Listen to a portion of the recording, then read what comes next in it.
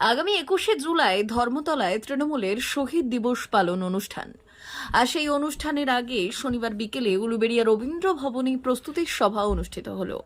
হাওড়া গ্রামীণ জেলা তৃণমূল যুব কংগ্রেস আয়োজিত এই সভায় অন্যদের মধ্যে উপস্থিত ছিলেন রাজ্যের পূর্ত ও জনস্বাস্থ্য কারিগরি মন্ত্রী পুলক রায়, তৃণমূল কংগ্রেসের রাজ্যের সহ সভাপতি জয়প্রকাশ মজুমদার, হাওড়া জেলা পরিষদের সভাধিপতি কাবেরী দাস, সহকারী সভাধিপতি অজয় ভট্টাচার্য, বিধায়ক অরুণাভ সেন, বিধায়ক নির্মল মাঝি, বিধায়ক সুকান্ত পাল, বিধায়ক প্রিয়া পাল, উলুবেড়িয়া পুরসভার চেয়ারম্যান অভয় দাস, হাওড়া গ্রামীণ জেলা তৃণমূল যুব কংগ্রেসের সভাপতি দেবাশিস বন্দ্যোপাধ্যায় সহ অন্যান্যরা।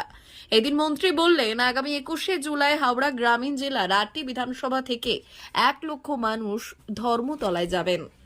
বক্তৃতা একটা খুব ভালো কথা বললো যে 2024-এর 21শে জুলাই আমাদের নেত্রীর কথা শুনতে হবে, কারণ আমাদের বিধানসভা ভোটও আবার 1.5 বছরের মধ্যেই অনুষ্ঠিত হবে।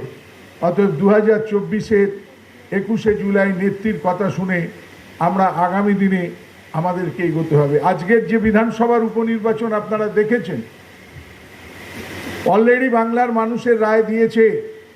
বাংলায় 4টে বিধানসভা নির্বাচনের উপনির্বাচন হয়েছে, তার মধ্যে 3টে ছিল ভারতীয় জনতা পার্টির এমএলএ, এবং 3টেতে এই লোকসভা নির্বাচনে ওরা জয়লাভ করেছিল। আমরা একটা বিধানসভায় জয়লাভ করেছিলাম মানিকতলায়, আর 3টেতে এই সদ্য সমাপ্ত লোকসভা নির্বাচনে 4 জুনেও আমরা পরাজিত হয়েছিলাম। কিন্তু মাননীয় মুখ্যমন্ত্রীর নেতৃত্বে বাংলার মানুষ ওই 3টে সিটে তো আমাদেরকে জয়লাভ করিয়ে 4টেতে দিক নির্ণয় করে দিয়েছে। 2024 বাংলায় আবার বিধানসভায় তৃণমূল কংগ্রেস ক্ষমতায় আসছে মমতা বন্দ্যোপাধ্যায়ের নেতৃত্বে উন্নয়নকে এগিয়ে নিয়ে যাওয়ার ক্ষেত্রে। বিধানসভা নির্বাচনেও প্রমাণ হয়েছে ভারতবর্ষের সমস্ত রাজ্যে 13টা বিধানসভা কেন্দ্রের নির্বাচন হয়েছে, 13খানা বিধানসভার নির্বাচন হয়েছে। এই 13টার মধ্যে পশ্চিমবাংলায় যেমন 4টে তৃণমূল কংগ্রেস পেয়েছে, তেমনি 13টার মধ্যে ভারতবর্ষের 11টা সিট ইন্ডিয়া জোট পেয়েছে, 2টো ভারতীয় জনতা পার্টি পেয়েছে। এর দ্বারাই প্রমাণ হচ্ছে, আমরা বলতে কোনো দ্বিধা নেই, আগামী দিনে নরেন্দ্র মোদীর নেতৃত্বে যে সরকার, সেই সরকার আগামী 5 বছর থাকবে কিনা সেটাই কিন্তু একটা বড় জিজ্ঞাসার পরিবেশ হয়েছে।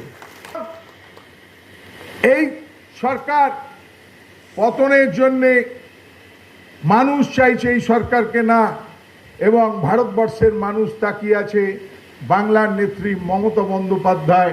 তিনি শুধু পশ্চিম বাংলার দিক নির্ণয় করবেন না 21শে জুলাই, আপনারা 21শে জুলাই যাবেন ভারতবর্ষের নেত্রী জনগণমন অধিনায়িকা বাংলার নেত্রী মমতা বন্দ্যোপাধ্যায় আগামী দিনে ভারতবর্ষের নির্ণায়ক শক্তি হবে, এবং যে দল নির্ণায়ক শক্তি হবে সেই দলের নাম তৃণমূল কংগ্রেস, আর জেএনপি নেত্রী তার নাম মমতা বন্দ্যোপাধ্যায়।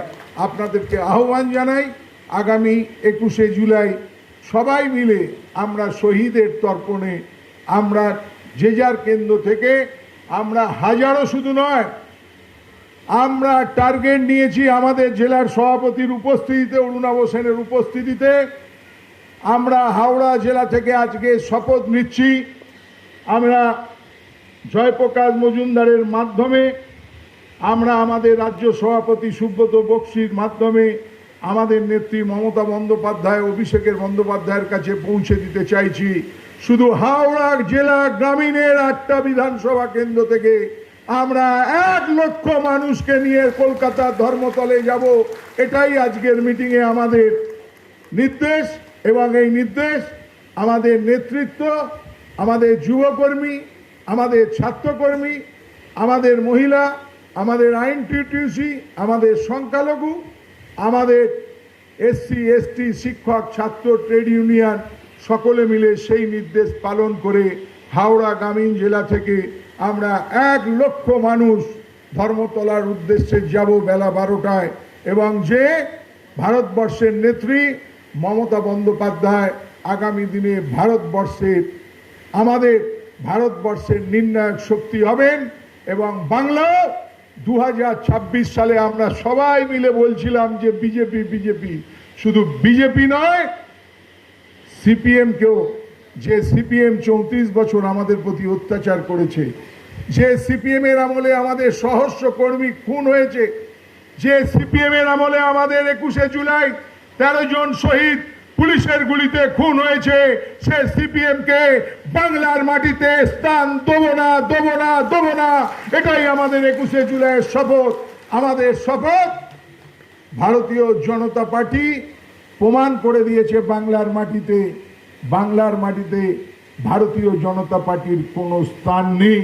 শুধু ভারতীয় জনতা পার্টির শুধু নয়, বাংলার মাটিতে কোনো সাম্প্রদায়িক শক্তির কোনো স্থান নেই।